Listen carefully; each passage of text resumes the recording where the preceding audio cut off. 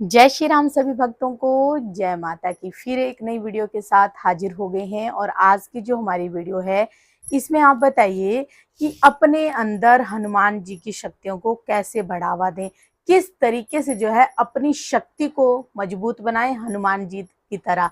तो आज की वीडियो यही होने वाली है। किसी भगत का ये सवाल था और उन्होंने बहुत ही उत्सुकता से ये कहा था कि गुरुजी से इस पर वीडियो जरूर बनवा दीजिए, हमारी हाथ जोड़कर आपसे विनती है। तो आज की वीडियो दिल्ली से है, वो उनका नाम मैं भूल गई हूँ। तो वीडियो शुरू करते हैं और बताते हैं आपको कि कैसे अपने अंदर की शक्ति को आपने बढ़ाना है। अंत तक बने रहना, तभी आपको सारी वीडियो समझ में आएगी। अगर वीडियो अच्छी लगती है तो लाइक करें, शेयर करें, कमेंट करें। चैनल पे पहली बार देख रहे हैं तो चैनल को जरूर सब्सक्राइब करें और जो है माँ के प्यारे चैनल को भी जरूर सब्सक्राइब कीजिए, उस पर भी आपको वीडियो मिलती है। चलिए शुरू करते हैं आज की वीडियो। जय श्री राम। जय श्री राम, जय श्री बालाजी महाराज। हनुमान जी की शक्तियों को कैसे बढ़ावा दे हमारे शरीर में, और हनुमान तत्व की मात्रा को कैसे आप प्रबल कर सकते हो अपने अंदर। मान लो हनुमान जी की कृपा, आपकी बजरंग बली की कृपा आपके शरीर में आए, आपकी शारीरिक ऊर्जा बढ़ने लग जाए, ऐसा ही आपका क्वेश्चन होगा। तो इस क्वेश्चन का यही बात है कि देखिए, अगर आप चाहते हो कि हनुमान जी की कृपा, मैं तो कृपा ही बोलूंगा, चाहे आप तत्व बोलो, चाहे आप कोई शक्ति बोलो, कुछ भी बोलो, पर हनुमान जी की कृपा, क्योंकि उनकी कृपा ना हो तो कलयुग में कोई आदमी किसी भी प्रकार की सिद्धि को प्राप्त नहीं कर सकता। हनुमान जी की कृपा प्राप्त होती है। हनुमान जी की कृपा, क्योंकि अष्ट सिद्ध नवनिधि के दाता है हनुमान जी महाराज। हनुमान जी अष्ट सिद्ध और नवनिधियां के दाता हैं। मतलब देते हैं वो, मतलब आशीर्वाद के रूप में दे, कैसे भी दे। जैसा कि आपको पता है कि हनुमान चालीसा में इस बात का स्पष्टीकरण वर्णन है गोस्वामी तुलसीदास जी के द्वारा कि जो अष्ट सिद्धि नवनिधि के दाता, मतलब हनुमान जी हैं जो अष्ट सिद्ध नवनिधि के दाता हैं। और आपको पता है कि जो हनुमान चालीसा गोस्वामी तुलसीदास जी ने लिखी थी, लेकिन लिखवाने वाले स्वयं हनुमान जी थे, मार्गदर्शन उन्होंने ही किया था। तो जो कलयुग में सच्चे मन से जो बाबा का हो जाएगा और सच्चे दिल से जो बाबा का ध्यान करेगा। आप एक बात बताइए, जब हम कोई भी कार्य करते हैं, किसी भी प्रकार का कार्य करते हैं, मान लीजिए हमने एक 100 रुपए किलो के दूध से और 2500 रुपए किलो का घी निकालना है, तो हम प्रयास कैसे करेंगे? ये हमें ज्ञान है तभी तो हम प्रयास करते हैं। और ऐसी रहस्यमय ऊर्जा उसके अंदर छुपी हुई थी, ये भी तो किसी ने इसी चीज को अवतरित किया होगा। उसको उसकी मलाई निकाल के रखने लग गए, धीरे धीरे उससे देखा, उसमें चिकनाहट उत्पन्न होती है, उसमें क्या हुआ, उसको कढ़ाई पे निकाला, उससे फिर एक अमृत जैसा घी निकला। इसी प्रकार से जिस प्रकार हमारे शरीर जो है, एक आत्मा है हमारे शरीर में, उस आत्मा को परमात्मा की कृपा दिलवानी है। वैसे तो आत्मा परमात्मा की कृपा ही है। इस बहुमूल्य शरीर के अंदर वो जो घी है वो आत्मा है। उस पवित्र आत्मा को परमात्मा की कृपा, मानो परमात्मा का हस्ताक्षर हो जाए कि ये कार्य करने के लिए तैयार हो जाए, तो उस कार्य के लिए लाने के लिए हमें उतना ही प्रयास करना पड़ेगा जितना एक 100 रुपए किलो से 2500 रुपए किलो का घी निकाला जाता है। मान लीजिए 41 डेज, 41 दिनों के अंदर कोई भी शक्ति जो है शरीर के अंदर आ जाती है।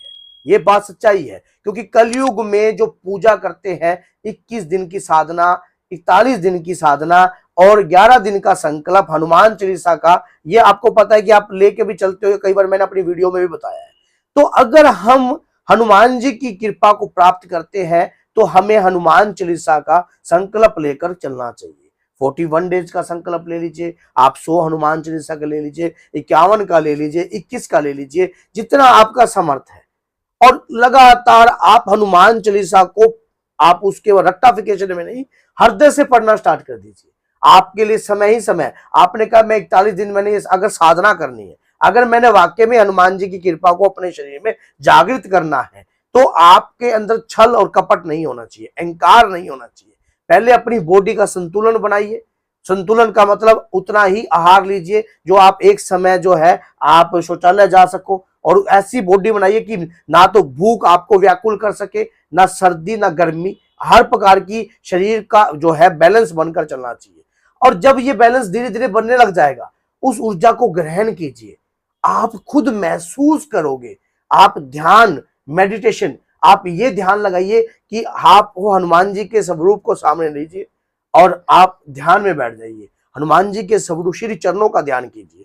श्री चरणों का ध्यान करते करते जैसे ही आपकी आंखें बंद होंगी, धीरे धीरे धीरे आपको ऐसा लगेगा कि जैसे बाहर की आवाजों पे आपको नियंत्रण करना पड़ेगा, आपको कंट्रोल करना पड़ेगा। धीरे धीरे धीरे धीरे आप हनुमान जी की कृपा को प्राप्त करने लग जाओगे, आपका ध्यान लगने लग जाएगा। आप यही ध्यान आपको भविष्य, जैसे कि कुंडलिनी शक्ति और ये सुदर्शन शक्ति, और जिस प्रकार से मान लो आपकी थर्ड आइज ओपन करने की शक्ति जो है यही है सिक्स सेंस, ये सब इसी चीजों से, ध्यान मेडिटेशन से जागृत हो जाती है। इसी प्रकार से आपको हनुमान जी के श्री चरणों का ध्यान कर रहे हो, बाबा की कृपा का ध्यान कर रहे हो, आपको ऐसा महसूस होगा कि स्वयं हनुमान जी आपके ऊपर कृपा कर रहे हैं। धीरे धीरे धीरे आपका अनुभव आपको सिखाएगा, आपको महसूस रहेगा। अगर आपको कोई दिव्य मंत्र आता है तो उस मंत्र का जाप धीरे धीरे करते रहिए। जब आप उस मंत्र का जाप पहले तो बोल कर कीजिए, फिर धीरे धीरे धीरे धीरे उस मंत्र का जाप का अभ्यास आपको होगा तो ये मानसिक रूप में भी उस मंत्र का जाप होने लग जाएगा। जब आप ध्यान लगाओगे तब भी उस मंत्र का जाप जो है आपके हृदय में चल रहा होगा। लगातार प्रयास करोगे, धीरे धीरे करोगे, उसके बाद आपको खुद महसूस होगा कि हनुमान जी की कृपा आपके शरीर में आ रही है। ये कृपा आजमाने के लिए नहीं आती है, जब आपको इसकी जरूरत होगी तभी आप उस शक्ति का इस्तेमाल कर सकते हो। उस शक्ति को आप लेकिन इसको करने से पहले सब आदेश जो है हनुमान जी महाराज से और अपने गुरुदेव से ही लेना चाहिए। धीरे धीरे धीरे धीरे वो कृपा आपके कानों में, आपकी इंद्रियों में अनुभव करवाएगी। आपको ऐसा महसूस होगा कि जैसे आपके कानों में आवाजें आ रही है। आपको ऐसा महसूस होगा कि आपको जैसे नेगेटिव एनर्जी की जो है दुर्गंध आ रही है। आपको महसूस होगा कि ये नेगेटिव है या पॉजिटिव है। आपकी आत्मा का संपर्क जो है दिव्य शक्तियों से होने लग जाएगा। और जब वो दिव्य शक्तियां आपको स्वयं इस बात का अनुभव करवाएंगी कि ये चीज नेगेटिव है, ये चीज पॉजिटिव है, ये सत्य है, ये सत्य नहीं है, ये झूठ बोल रहा है, ये सही बोल रहा है, ये अनुभव धीरे धीरे अभ्यास से आप जितना अभ्यास करोगे, कहते कि जितना अध्ययन करता है व्यक्ति उतना ही सुधरता है, उतना ही साफ होता है। जितना आप पूजा और भक्ति में जितना भी पिरोया जाएगा, अपने शरीर को जितना तपाओगे उतना ही निखार आएगा। और एक वक्त ऐसा आएगा जब स्वयं आपके ऊपर स्वयं बाबा की कृपा आपको खुद महसूस रहेगी 24 घंटे। आपको खुद लगेगा कि मेरे शरीर के साथ कोई ऊर्जावान शक्ति वास करती है। ये चीजें जो है कोई मान लो ऐसे नहीं मिल जाती हैं। कभी किसी ने, या तो गुरु आपके तिलक करे, अगर गुरु ने आपको चुन लिया और गुरु तिलक कर दे, आपको दिव्यवान बना सकते हैं। जिसके पास ये शक्ति जिन्होंने हासिल करी है अपने तपोबल से।